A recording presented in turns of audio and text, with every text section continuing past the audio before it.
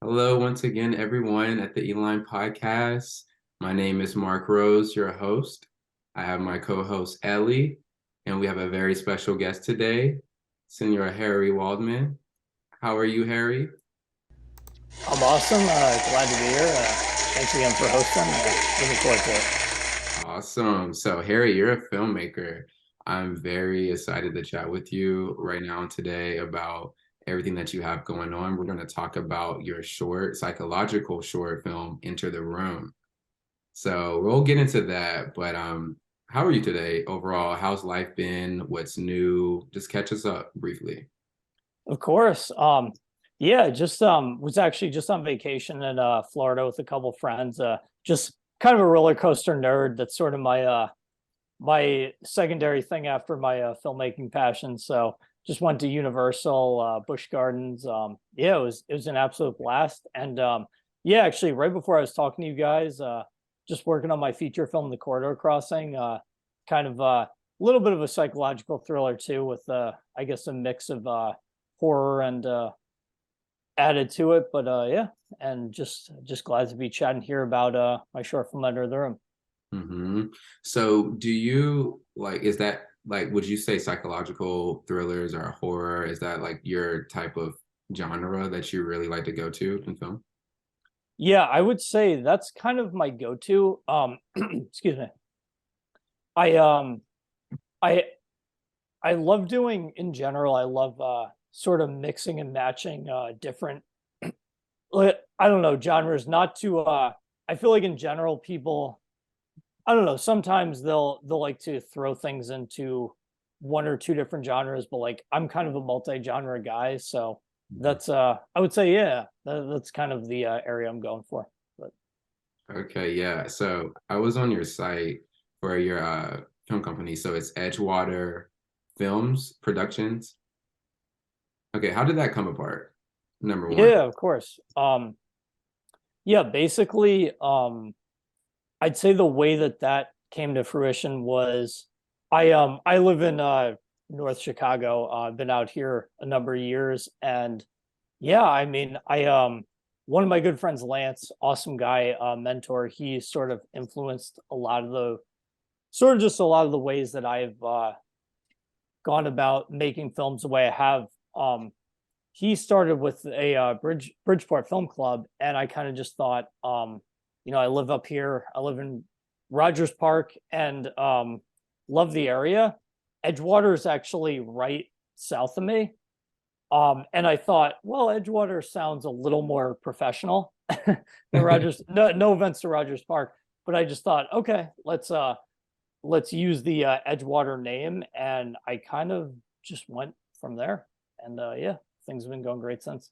Nice. Okay, so I saw that you're originally from New Jersey, and I also noticed that you went to college for business.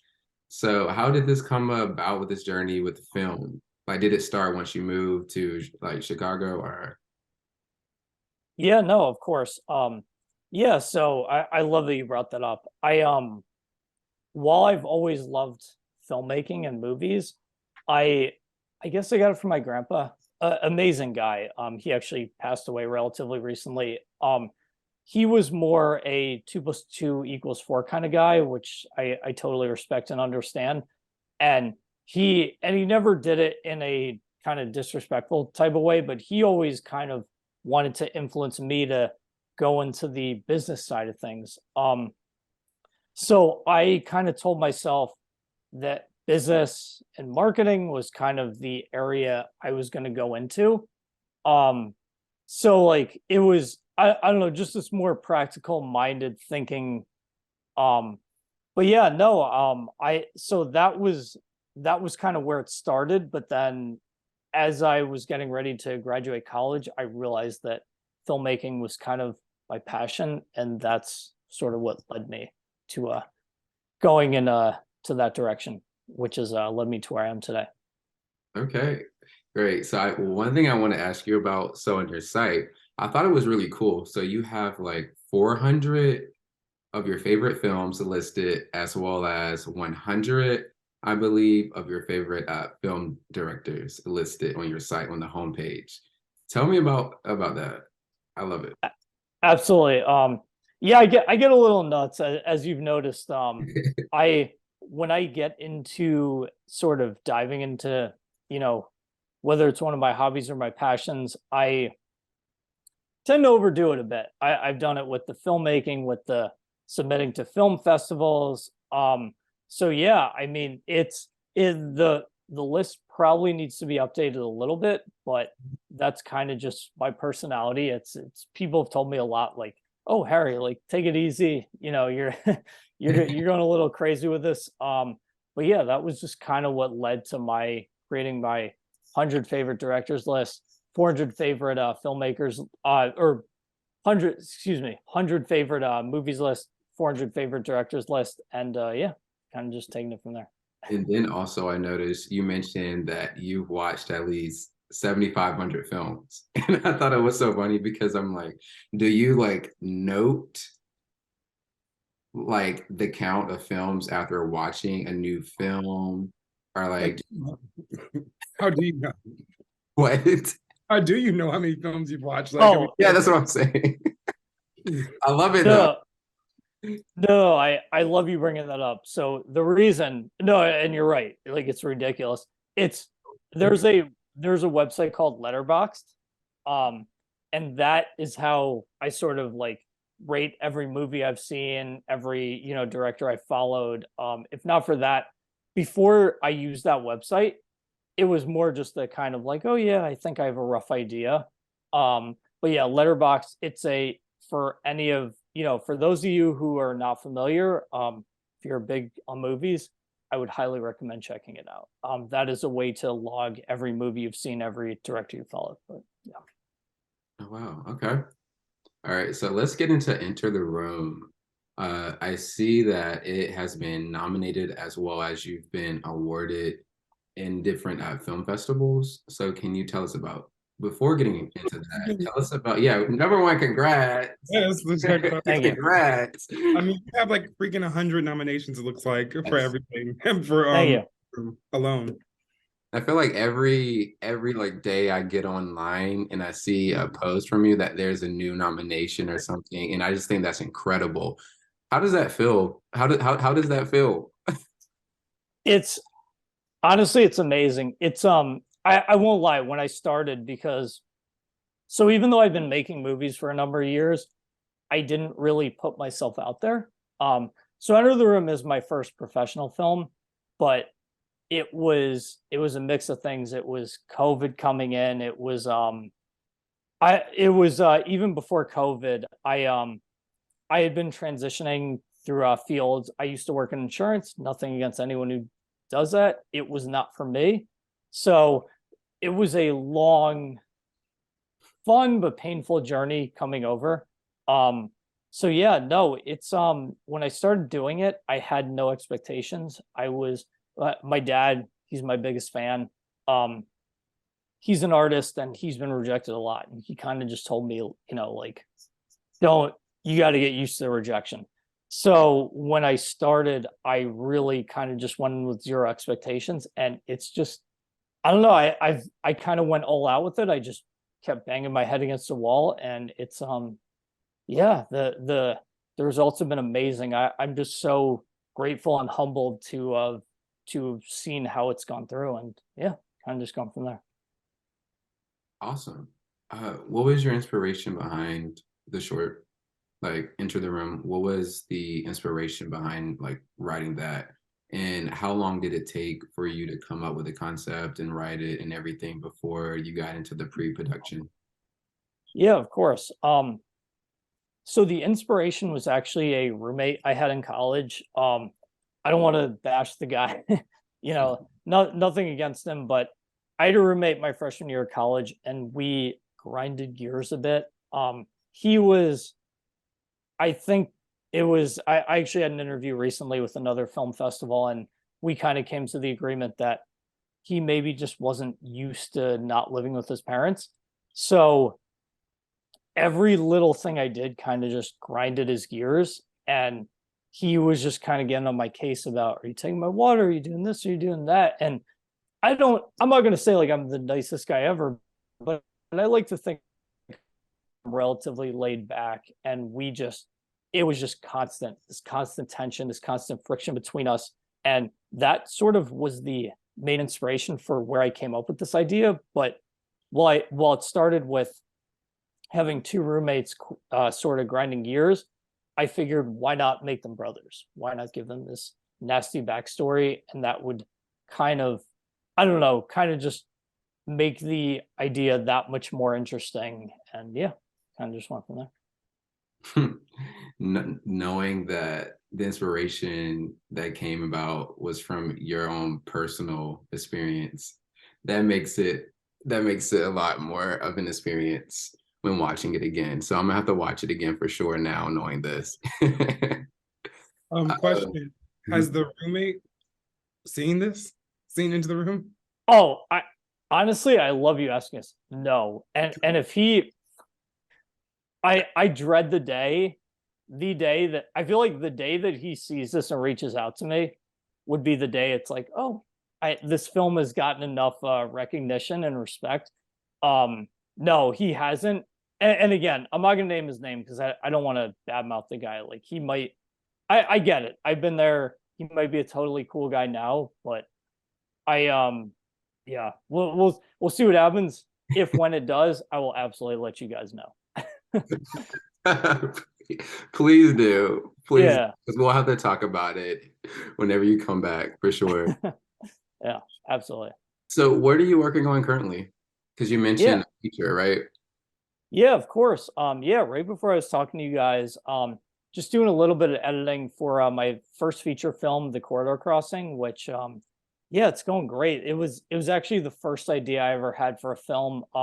A little mix of I think I believe I mentioned it before, but a little mix of taking things from my childhood, but also throwing and as I'm sure you guys both know, the multiverse theory, it's been beaten to the ground, but I like to think that this film stands out from those other films in that it just deals with different characters dealing with each other from different universes. So yeah, and I'm super excited to sort of get that out there and show it to the world. Yeah, that's awesome. I can tell that you've been passionate about film for so long, and the fact that you've been acting on it, like you mentioned earlier, like a few minutes ago, about how you've never, did you say market yourself in the past, but now that you're doing that and you're actually being seen. And I think that's very superb, and you should be proud of yourself and give yourself a pat on the back. Thank you. I really appreciate that. So with the success of Enter the Room, if you were to be approached with it being a feature film, would you be up for it? Oh, I mean, absolutely. Hey, I'm just trying to you know, while I do this for the love of just getting myself out there, I'm whenever anyone, like yourselves, thank you again for having me. I just want to, generate as much buzz as possible, get as many eyeballs on the on my movies as I can. So absolutely 100%. As you should. Your process with new concepts or new films and movies and such, do you have like inspiration behind all of them? Which I'm sure you do, but what is your process? So do you have like old concepts or things that, let's say like from 2014, you had an idea and it just sat in the back and then now you're just working on it. Do you have any type of shorts or films that are in the making like that? Or do you just kind of just live life in the moment and you find inspiration and say, hey, I think this is the time I want to go through this idea that I'm currently thinking about? What is your process when it comes to film and creating like a new film? Yeah, no, of course. I would say that it's new ideas will come in. I feel like, like with any other storyteller, they'll come in my head at any point. It's just the key. I was actually just having a very sort of eye-opening conversation with my dad. He's an artist earlier today. You have lots of good ideas come in your head, but I think that for the potentially great ones, you need to take a step back and make sure that the full story clicks together, if that makes sense. Like I would say that 80 to 90% of the ideas I have there may be a potentially great idea, but if it doesn't fully come together at the end, I've learned from the past, not so much with Under the Room. I'm really happy with Under the Room, but one of my films in the backseat, and just call out, not my cast, my crew was amazing. That was an awesome film to make, but if you rush things, it can, and you don't think it fully through, it can sort of become an issue. So I would say just sort of really making sure that you're 100% happy with the idea before you push into production. Yeah. Beautiful. So to the young or any filmmaker, anyone who's trying to get into film, who has these ideas, but they don't know how to go about them, or they don't know who to contact, or what type of like advice would you give to like the wannabe filmmaker Oh, absolutely. who are I love pursuing filmmaking? Yeah. I love that you asked this. I would say it's tough. As someone, who didn't have film schooling, who didn't have the background, I think the number one thing is we live in a digital age where there is so much information available on the internet. Is one, just start to mass look up stuff on the internet on filmmaking, and obviously that alone won't be enough, and then just go out there and do it. And I love that you asked this, because I need to prove myself first. I think I'm doing well, but I have a long road to go, and I'm super excited for it. But if I do end up making it as a filmmaker, I actually want to create a YouTube channel to sort of show people, just because you don't have connections, just because you don't have a lot of money, like that doesn't mean you can't do this. And yeah, sort of just kind of steps A to Z, how to make it doing that. So. That's amazing. That's amazing. Thank you for that. I feel like there's a huge filmmaking audience, of course, and so many people needing to hear that for sure. Okay, Harry. So is there anything else that you have planned on coming in the works after this project? Are you working on multiple projects or just this one feature? Yeah, it's basically just the Corridor Crossing, which I'm working on. Bay for Blood, my latest short film, that's pretty close to being done. I can't wait. Shout out to just sort of the cast and crew, Dave Nealon, Issa Viana, Jasper Hammer, amazing actors and actresses. They were freaking awesome. And then the rest of the crew, can't wait for all you guys and girls to see how that film comes out. I'm hoping to get that out to festivals in the next year or so. And yeah, I'm just putting together this feature film and feeling real good about it. So. Okay, great, great. So, okay, out of your list of your 100 film directors, who is your number one, Harry? Name one. Of course. Name one. So my number one, just because it's maybe two-part.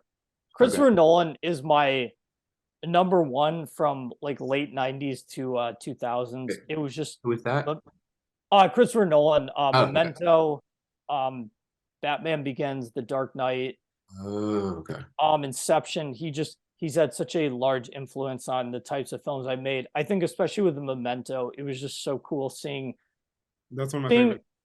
Oh, awesome. Oh yeah, you've mentioned that to me before. Yeah, just the way the plot is structured, the character depth. I love the way that he makes you root for the main character, and spoilers, but see sort of his demise.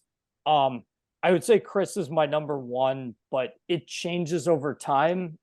So I'll leave it at Chris, but there's, as hopefully everyone who's listening, go through my list. It can change over time. Bong Joon-ho is somebody I've become so big on. Alex Garland, Denis Villeneuve. I apologize if I'm not pronouncing that correctly, but yeah. Okay. Wow. Okay. So how about, it's kind of hard with film, but what is your current or top, not one. You don't have to list one, but what are your favorite like films currently? Yeah, of course. I would say currently, it can be a mix of things, but for more mainstream, The Dark Knight is still one of my absolute favorite films. I was just watching it last weekend. just Nolan's ability to like, while I'm not, no, no anyone who loves comic book movies, I'm not the biggest comic book film or comic book movie fan.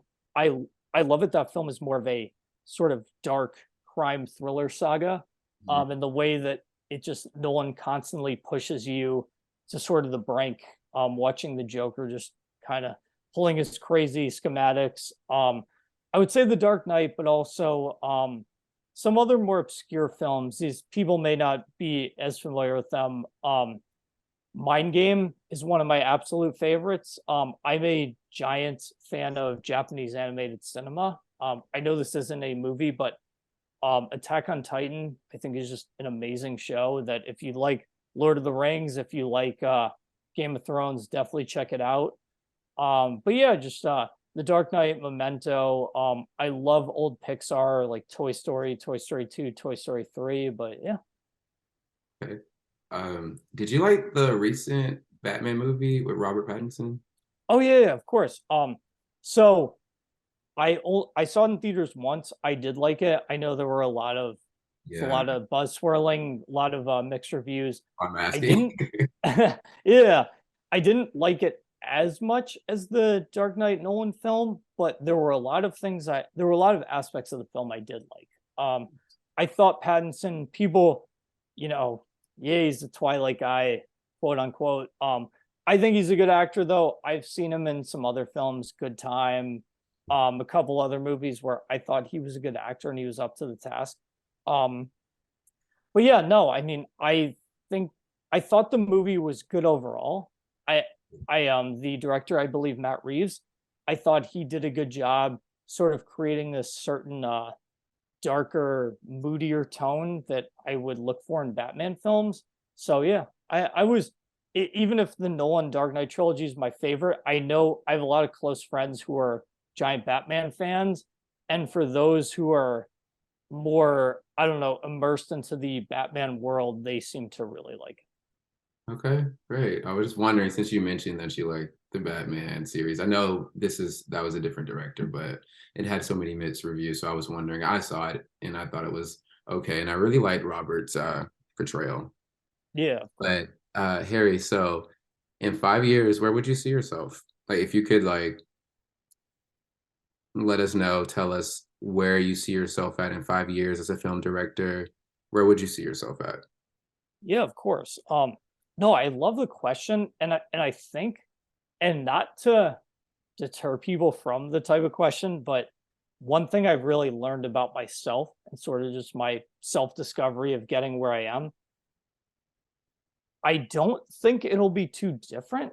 And I don't mean that in a bad way, because I think a lot of times when people hear that question, where do you see yourself in 5 years? Of course, they think, oh well, my life's, no offense to anyone who feels this way, but my life's kind of in dumps, and in 5 years things will be amazing. But I think that I don't see it being too different. And I mean this, and to those who are sort of going down this path of self-discovery, don't think of this as a bad thing. In that, basically what I'm saying is that I have a passion. I love making movies. It's so much fun to me. And in 5 years, I think it'll be kind of similar, just that hopefully I'll be a little further down the path. I'll be, I'll have more followers on social media. Maybe I'll have a couple deals, but it's again, it's to those of you who love doing this, just understand it's not just to bring a film into this, which I love. And I think I mentioned Pixar. I'm not as big on Pixar as I used to be, but Soul, I think it's a fantastic film. And I think that, and I apologize in advance, spoilers, the character, I love him. I love his, passion, his enthusiasm. But I think that he is so focused on the end game that he's not just focused on what's going on. And I believe the quote is that at the end, when, he finally gets the gig with the band, and the woman is like, you know, you're worried about swimming in the ocean, but you're already here. And I just love that quote. That quote is so mind blowing to me. And it's just that, we're already here. You love what you do. And that's sort of already that's already the reward. And the icing on the cake is kind of just, you know, getting that next step further. So that would be just my main, my main piece of advice to those who are trying to dive into this area. Okay. All right. One last thing. So for little Harry, what would you say to little Harry right now? Yeah, of course. I would say to little Harry, just as someone who I don't always love to bring us into this, but like as someone who got bullied a lot, as someone who I don't know if a lot of people can't tell, I'm half Japanese. I as I would say that I had a lot of white friends who they didn't mean it as a bad thing, but they just a lot of like sort of slightly ignorant racist things, just kind of people always giving me shit, just feeling like I was down on myself. Just believe in yourself. Just don't focus too much on what others think about you, and sort of keep your chin up. And once you figure out what your passion is, just sort of go forward, full guns, and I think things will work out for sure. Screw the naysayers. Screw the naysayers. I love that. You got to be passionate, do what you love, and don't let anyone deter you from that. Yeah. Well, Harry, we want to thank you for joining us here at the Eline Podcast, and we will have all of your links in our bio. But can you just let the general audience know where can we find you? Of course. Thank you for asking. For anyone looking for my stuff, my name is Harry Waldman. You can find me on Facebook. Instagram is hwaldman18.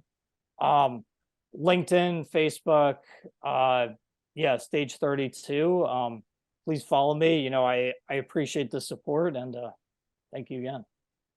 All right. Thank you so much, Harry, for joining us.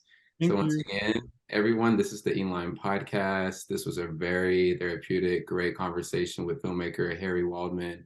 Harry, you have our support. We wish you the best. We hope to chat with you soon in the future, and we are looking forward to seeing what's next. Awesome. Thanks again for having me, guys. It was a blast talking to you. All righty, everyone. You definitely have our support, and we appreciate you.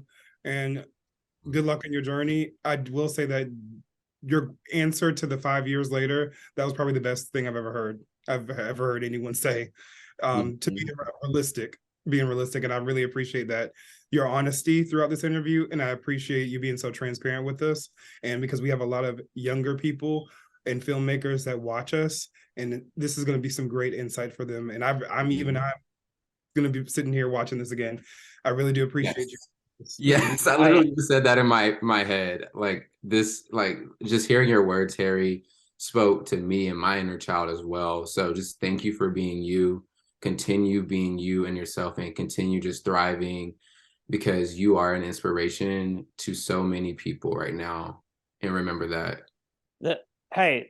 Thanks again, guys. I really appreciate that comment. Yeah, like again, it's one of those things where like I would never want to deter someone from achieving their passion, but I just wanted to, just because like again, like it's I don't want to give the cliche like, oh, and in 5 years, you'll be a superstar and people will love you. I want to hit home that people like if you're passionate about this, do it. If you're not, like no offense, but like there's a lot of other areas to go into. So it's that's all. Thanks again, guys. No problem. Thank you so much, Harry. And until next time, everyone, keep creating, keep raising your state of being, keep exploring yourself, and just doing what you have to do to be the best version of yourself. So this is the Eline Podcast. I'm your host, Mark Rose, with my co-host Ellie and Harry Waldman. So thank you, everyone, for listening and joining us today. And until next time, be great.